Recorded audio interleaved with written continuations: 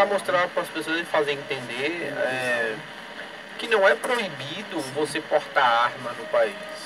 Na verdade, o que existe são regras definidas para poder evitar que pessoas que não tenham condições de portar uma arma, por não ter capacidade técnica, né, por não ter passado por um curso, por não ter experiência no porte físico da arma, mas também a questão psicológica. Às vezes a pessoa numa briga de trânsito perde a paciência, pega a arma e atira na pessoa que ela está na confusão. Então, o que existe hoje no país são leis. A gente tem atualmente uma lei de 2003, que é o Estatuto do Desarmamento, que ele cria regras para poder definir como que vai ser esse processo até você chegar a ter o porte de arma, para avaliar se você tem condições de ter porte de arma. Em 2005 a gente teve o plebiscito para poder, o referendo, né, o plebiscito para poder decidir se haveria do desarmamento. Que na verdade a pergunta do plebiscito foi: você deve haver a venda de armas de fogo no Brasil?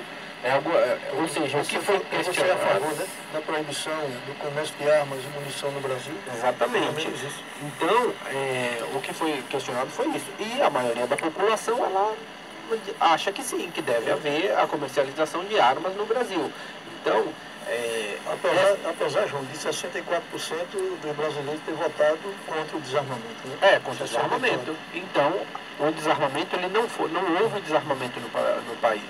Hoje, o que foi no governo de FHC, no Fernando Henrique Cardoso, essa lei... Em 1997. Em 97, que foi a lei que você colocou aqui, 9.437. Isso. Em 97, Fernando Henrique Cardoso, já preocupado com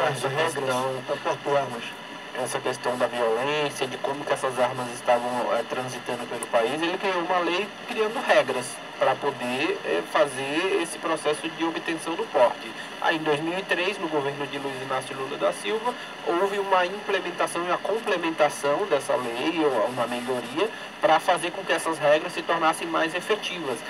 Só que aí, óbvio, naquele período houve uma certa resistência. Não, é desarmamento. Tá? Então houve um referendo para poder ver qual era a visão da população. E a grande maioria acha que deveria haver a comercialização de armas no país. Tanto é que essa comercialização ela continua até hoje.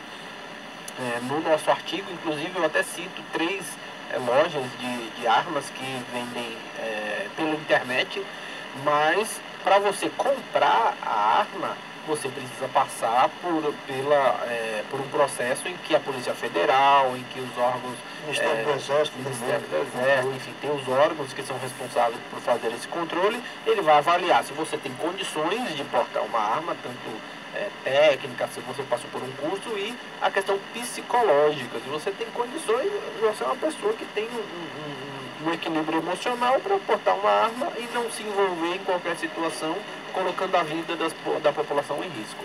Então, eu até fiz isso para entender a proposta de Bolsonaro nesse sentido, porque aí ele fala, não, vamos colocar arma no Brasil, mas a arma você já pode comprar. Então, qual seria até a proposta? Flexibilizar? Até porque nunca foi proibido, né? Não é proibido. Nunca foi proibido. O porte de arma no Brasil sempre teve. Só existem regras. Porque existe um controle, como você está falando aí, efetivo sobre o processo de aquisição do porte de arma. Inclusive, meu pai, quando era vivo, tinha porte de arma. Meu irmão tem porte de arma, porta arma também. Com porte legal, porta arma legalmente. Exatamente. Na última entrevista eu contei uma historinha de criança aqui, né? Sobre quando minha mãe, o que moldou minha percepção de gostar, de ajudar as pessoas, de participar, que ela levou um morador de rua para casa, depois levou uma moradora, uma pessoa que estava em dificuldade para casa, até elas conseguirem poder voltar para a sua cidade. Tem outra historinha de infância relacionada à arma. Meu pai, eu lembro quando eu era pequeno, meu pai tinha arma em casa. E aí eu até lembro que ela tinha um negocinho branco, assim, pá.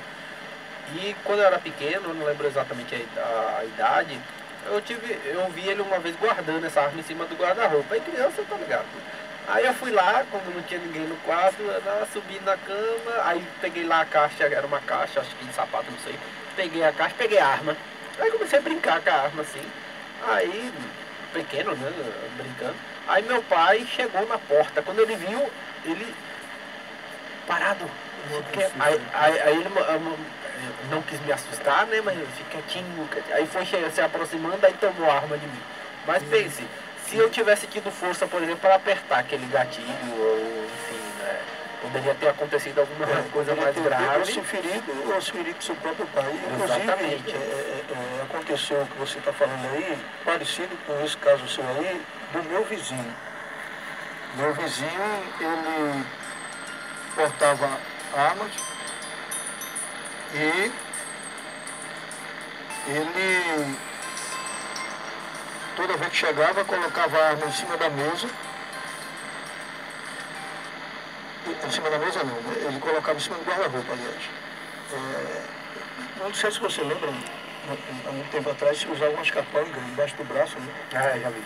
E ele só usava essas capangas e na arma dele, no revólver dele, ele tinha um apelido de caçula, e ele era administrador de engenho, tomava conta de vários cortadores de cana, era um camarada muito respeitado e bravo também, e forte. E para você ter ideia, ele teve uma vez uma confusão na Praia de Boa Viagem, que com um carro de bebida aqui outro, botaram a algema nele, a rádio patrulha na época, e ele quebrou aquela algema. Foi que força, quebrar uma algema. É brincadeira, parece que é força. E em um determinado dia ele chegou em casa, pegou a capanga, botou em cima do guarda-roupa e botou a arma em cima da capanga. E ele só usava aquelas balas que chama Dundum, ela dispara 2 vezes. Ele tem 2 disparos, essa munição. E quando ele colocou em cima da capanga, deitou para dormir com o filho menor, botou o filho menor no braço e dormiu ele e o filho menor, o mais novo, né?